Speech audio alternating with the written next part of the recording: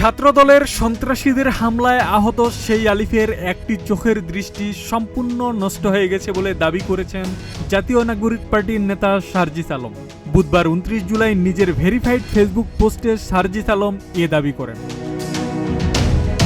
পোস্টে সার্জিস লেখেন, গতকালকে যখন ছাত্রদলের সন্ত্রাসীরা আমাদের 18 বছরের ছোট ভাই আলিফের চোখে রড দিয়ে আঘাত করে, তখন তাকে নিয়ে আমরা কয়েকজন সদর হাসপাতালে ইমিডিয়েট ট্রিটমেন্টের জন্য নিয়ে যাচ্ছিলাম। হাসপাতালের গেইটের সামনে আবার সেই সন্ত্রাসীরা আমাদের উপরে আক্রমণ করে।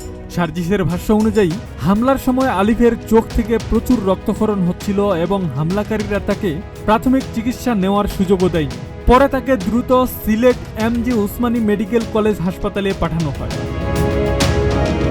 পোস্টে তিনি আরও জানান, কর্তব্যরত চিকিৎসকের সঙ্গে তার কথা হয়েছে। চিকিৎসক তাকে জানিয়েছেন আলিফের একটি চোখের দৃষ্টি সম্পূর্ণ নষ্ট হয়ে গেছে।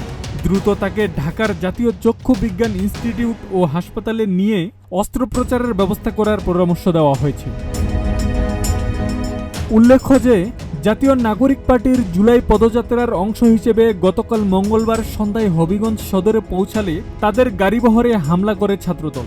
এতে নাসির উদ্দিন পাটোয়ারি, সার্জিস আলম, আলিফ সহ আহত হয় অনেকে। তবে ছাত্রদল দাবি করেছে এ হামলা তারা করেনি, করেছে সাধারণ মানুষ।